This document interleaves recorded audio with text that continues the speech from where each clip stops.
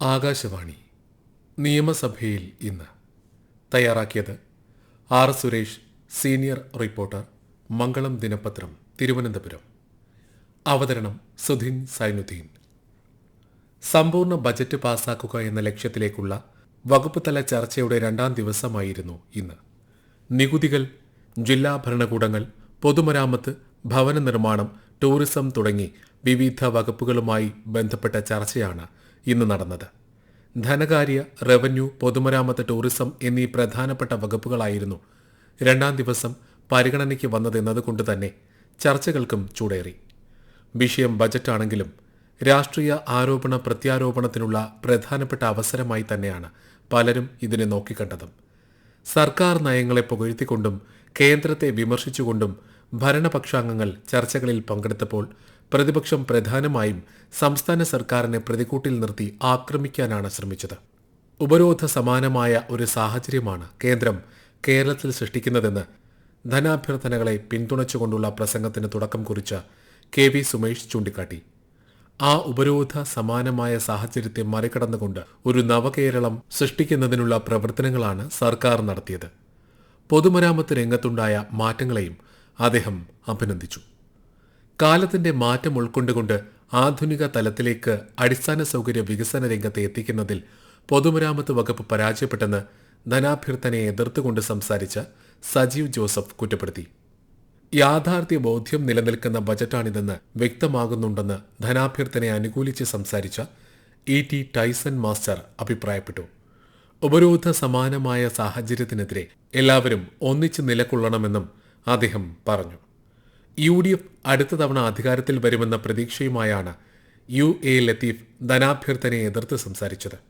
വിമർശനങ്ങൾക്കിടയിലും തന്റെ മണ്ഡലത്തിലെ സത്രം എന്ന സ്ഥലത്ത് ദീർഘകാലമായി നിലനിന്ന പട്ടയമെന്ന ആവശ്യം നടപ്പാക്കിയതിന് റവന്യൂ മന്ത്രിയെ അദ്ദേഹം അഭിനന്ദിക്കുകയും ചെയ്തു. തുടർന്ന് ഭരണപക്ഷത്ത് നിന്ന് PP Sumod, Thottathil Raveendran, IB Satheesh, P Nandakumar, K Premkumar, PV Sreenijan, Daleema, DK Murali, Thomas K Thomas, GS Jayalal, M Rajagopal എന്നിവരും പ്രതിപക്ഷത്തിൽ നിന്ന് Mani C Kappan, Anoop Jacob, Rahul Mamkootathil, TV Ibrahim, Najeeb Kanthapuram, Roji M John എന്നിവരും സംസാരിച്ചു. മന്ത്രിമാരുടെ മറുപടിക്ക് ശേഷം ധനാഭ്യർത്ഥനകൾ നിയമസഭ പാസാക്കി. ക്ഷേമനിധികൾ വഴിയുള്ള ആനുകൂല്യങ്ങളിലുണ്ടായിട്ടുള്ള കുടിശ്ശിക പാവപ്പെട്ട തൊഴിലാളികളുടെ ജീവിതത്തിലുണ്ടാക്കിയിട്ടുള്ള പ്രതിസന്ധിയാണ് ഇന്ന് ശൂന്യവേള തുടങ്ങിയപ്പോൾ തന്നെ ചൂണ്ടിക്കാട്ടപ്പെട്ടത്. M വിൻസെന്റാണ് ഉപക്ഷേപമായി ഈ വിഷയം ഉന്നയിക്കാൻ അനുമതി തേടിയത്.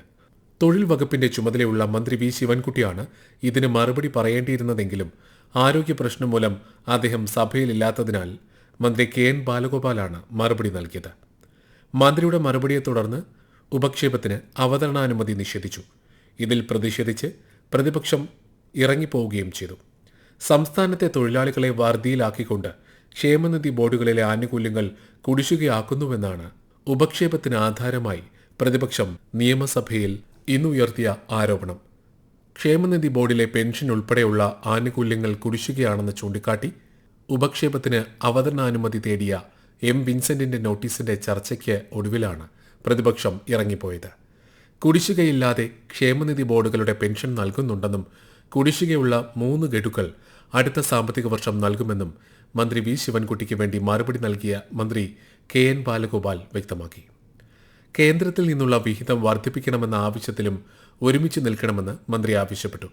ക്ഷേമനിധി ബോർഡുകളെ കൂടുതൽ ചിട്ടപ്പെടുത്തി സുസംഘടിതമാക്കുമെന്ന് മന്ത്രി വ്യക്തമാക്കി. 1ാം പിണറായി സർക്കാരിന്റെ കാലത്ത് ക്ഷേമനിധി പെൻഷനായി 31,154 കോടി രൂപയാണ് കൊടുത്തത്. UDF ആകെ കൊടുത്തത് 9,000 കോടി രൂപയാണ്. ഇപ്പോൾ ഈ സർക്കാർ 4 വർഷം പൂർത്തിയാക്കാൻ പോകുമ്പോൾ അതുവരെ 36,212 കോടി രൂപ വിതരണം ചെയ്തു കഴിഞ്ഞു. 5 വർഷമാകുമ്പോൾ 50,000 കോടി രൂപ കൊടുക്കും. നിർമ്മാണ തൊഴിലാളി ക്ഷേമനിധി കാര്യത്തിലാണ് 2-3 വർഷത്തെ കുടിശ്ശികയുള്ളത്. അത് പിരിച്ചെടുക്കാനുള്ള നടപടികൾ തുടങ്ങിയിട്ടുണ്ട്. മുമ്പ് തൊഴിലാളി വർഗ പാർട്ടിയായിരുന്നവർ ഇപ്പോൾ തൊഴിലാളികളെ അവഗണിക്കുകയാണെന്ന് ഉപക്ഷേപത്തിന് അവതരണാനുമതി തേടിയ M വിൻസെന്റ് ആരോപിച്ചു. 15-16 ക്ഷേമനിധി ബോർഡുകൾ അപകടത്തിലാണെന്ന് ഇറങ്ങിപ്പോക്കിന് മുൻപ് പ്രതിപക്ഷ നേതാവ് പറഞ്ഞു. മലയോര മേഖലകളിലെ പട്ടയഭൂമിയിൽ നട്ടുവളർത്തിയതോ കിളിർത്തു വന്നതോ ആയ മരങ്ങളുടെ അവകാശം കൃഷിക്കാർക്ക് തന്നെ നൽകിക്കൊണ്ടുള്ള തീരുമാനം ഉടനുണ്ടാകുമെന്ന് മന്ത്രി കെ രാജൻ വ്യക്തമാക്കി. പ്രമോദ് നാരായണന്റെ ശ്രദ്ധ ക്ഷണിക്കലിൽ മറുപടി പറയുകയായിരുന്നു മന്ത്രി. ശ്രദ്ധ ക്ഷണിക്കലിൽ മന്ത്രി എ കെ ശശീന്ദ്രനായിരുന്നു മറുപടി പറയേണ്ടിയിരുന്നതെങ്കിലും മന്ത്രി രാജനും കൂടി ഇടപെട്ട് ഇക്കാര്യത്തിൽ വ്യക്തത വരുത്തുകയായിരുന്നു. നേരത്തെ ഇക്കാര്യത്തിൽ വ്യക്തത വരുത്തിക്കൊണ്ട് സർക്കാർ ഉത്തരവിറക്കിയിരുന്നതായി മന്ത്രിമാരായ എ കെ ശശീന്ദ്രനും കെ രാജനും ചൂണ്ടിക്കാട്ടി. എന്നാൽ ഈ ഉത്തരവ് ചിലർ ദുരുപയോഗം ചെയ്യുകയും തെറ്റായ കാര്യങ്ങൾക്ക് ഉപയോഗിക്കുകയും ചെയ്തു. അതാണ് ഇത് പിൻവലിക്കാൻ കാരണമായതെന്ന് മന്ത്രി കെ രാജൻ വിശദീകരിച്ചു. ഇക്കാര്യത്തിൽ നിയമപരമായ ഇടപെടൽ ആവശ്യമാണ്. അതുകൊണ്ട് നിയമവകുപ്പിന്റെ കൂടി ഇടപെടൽ നടത്തി എത്രയും വേഗം ഇക്കാര്യത്തിൽ വ്യക്തത വരുത്തിക്കൊണ്ടുള്ള നടപടി ഉണ്ടാകുമെന്നും അദ്ദേഹം അറിയിച്ചു. ഇക്കാര്യത്തിലെ പരിശോധനയ്ക്കായി താനും റവന്യൂ മന്ത്രിയും 2 തവണ യോഗം ചേർന്നെന്ന് മന്ത്രി എ കെ ശശീന്ദ്രനും അറിയിച്ചു. വേണ്ട മാറ്റങ്ങൾ വരുത്തി പരിഹാരമുണ്ടാക്കും. ചന്ദനമരങ്ങളുടെ കാര്യത്തിൽ മുഖ്യമന്ത്രിയുടെ നിർദ്ദേശപ്രകാരം നിയമവിദഗ്ധരുടെ അഭിപ്രായം കൂടി കേട്ട് വേണ്ട നടപടികൾ സ്വീകരിക്കുമെന്നും മന്ത്രി വ്യക്തമാക്കി. കാർഷിക കടാശ്വാസ കമ്മീഷന്റെ പ്രവർത്തനം എല്ലാ ജില്ലകൾക്കും ഒരേ സമയമാക്കി ഏകീകരിക്കുന്നത് സർക്കാരിന്റെ പരിഗണനയിലാണെന്ന് മന്ത്രി പി പ്രസാദ് അറിയിച്ചു. ധനവകുപ്പുമായി കൂടി ആലോചിച്ചുകൊണ്ട് ഇക്കാര്യത്തിൽ എത്രയും വേഗം നടപടി സ്വീകരിക്കുമെന്നും അദ്ദേഹം വ്യക്തമാക്കി. സജീവ് ജോസഫിന്റെ ശ്രദ്ധ ക്ഷണിക്കലിന് മറുപടി പറയുകയായിരുന്നു അദ്ദേഹം. കാർഷിക കടാശ്വാസ കമ്മീഷൻ 2007 ആരംഭിച്ചതു മുതൽ വയനാട്, ഇടുക്കി ജില്ലകൾക്ക് ഒരു സമയവും മറ്റ് ജില്ലകൾക്ക് മറ്റ് സമയവും എന്ന ക്രമമാണ് സ്വീകരിച്ചിരുന്നതെന്ന് മന്ത്രി വ്യക്തമാക്കി. പ്രളയം, കോവിഡ് പോലെ കേരളത്തെ ആകെ ബാധിച്ച പ്രതിഭാസമുണ്ടായ പശ്ചാത്തലത്തിൽ ഇവയുടെ സമയം ഏകീകരിക്കണമെന്ന അഭിപ്രായം ഉയർന്നു വന്നിട്ടുണ്ട്. അനുഭാവപൂർണ്ണമാണിത് പരിഗണിക്കുന്നത്. ധനവകുപ്പുമായി കൂടിയാലോചിച്ച് വേണ്ട നടപടികൾ സ്വീകരിക്കും. ജപ്തിയുമായി ബന്ധപ്പെട്ട കാര്യത്തിൽ മുഖ്യമന്ത്രി പറഞ്ഞതിൽ നിന്നും ഒട്ടും പിന്നോട്ടു പോകില്ല. എല്ലാ കർഷകർക്കും എല്ലാ ആനുകൂല്യവും ലഭ്യമാകണമെന്നാണ് നയം. മറ്റുള്ള ഭൂമിയിൽ കൃഷി ചെയ്യുന്നവർക്ക് ആനുകൂല്യം കിട്ടുന്നില്ലെന്നത് ഗൌരവകരമായി പരിശോധിച്ച് നടപടി സ്വീകരിക്കും. കൃഷിയുമായി ബന്ധപ്പെട്ട് നൽകിയ വാഗ്ദാനങ്ങളിൽ നിന്ന് പിന്നോക്കം പോകില്ലെന്നും മന്ത്രി വ്യക്തമാക്കി. ഇടുക്കി ജില്ലയിലെ പദ്ധതിക്ക് വേണ്ടി നീക്കിവെച്ച ചെയിൽ മേഖലയിൽ ജീവിക്കുന്ന എല്ലാവർക്കും ഈ സർക്കാരിന്റെ കാലത്ത് തന്നെ പട്ടയം നൽകുമെന്ന് മന്ത്രി കെ രാജൻ അറിയിച്ചു. എ രാജയുടെ ഉപക്ഷേപത്തിന് മറുപടി നൽകുകയായിരുന്നു അദ്ദേഹം. ഇടുക്കി ജില്ലയിൽ നിലനിൽക്കുന്ന ഈ പ്രശ്നം പരിഹരിക്കുന്നതിന് നിരവധി നടപടികൾ സ്വീകരിച്ചിട്ടുണ്ട്. ഇതിനായി വൈദ്യുത, റവന്യൂ, ജലവിഭവ മന്ത്രിമാരുടെ യോഗം 2 തവണ ചേർന്നതായും മന്ത്രി പറഞ്ഞു. മാലിന്യ സംസ്കരണവുമായി ബന്ധപ്പെട്ട വിഷയത്തിൽ സംസ്ഥാനത്തിന്റെ അധികാരം അംഗീകരിച്ചുകൊണ്ട് മാത്രമേ കേന്ദ്രത്തിന് എന്ത് നടപടിയും സ്വീകരിക്കാനാകൂ എന്ന് മന്ത്രി എം പി രാജേഷും വ്യക്തമാക്കി. മാലിന്യ സംസ്കരണവുമായി ബന്ധപ്പെട്ട് കേന്ദ്രം കൊണ്ടുവന്ന പുതിയ ചട്ട ഭേദഗതികളിൽ കേരളത്തിന്റെ നിർദ്ദേശം അറിയിച്ചിട്ടുണ്ടെന്നും മന്ത്രി പറഞ്ഞു. വി കെ പ്രശാന്തിന്റെ ഉപക്ഷേപത്തിന് മറുപടി നൽകുകയായിരുന്നു അദ്ദേഹം. കേന്ദ്രത്തിന്റെ ചട്ട ഭേദഗതിയിൽ പറഞ്ഞിട്ടുള്ള കാര്യങ്ങളൊക്കെ തന്നെ കേരളം നടപ്പാക്കുന്നുണ്ടെന്ന് മന്ത്രി പറഞ്ഞു.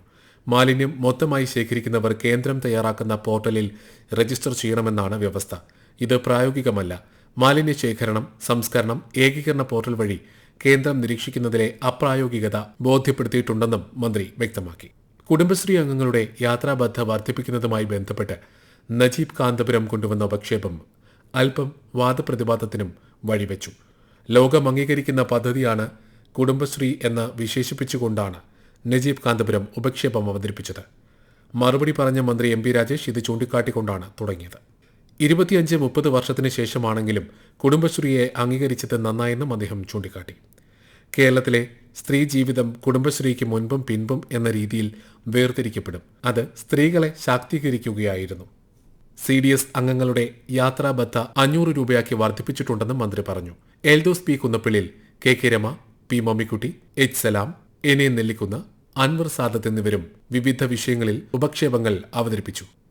നിങ്ങൾ കേട്ടത് നിയമസഭയിൽ ഇന്ന്.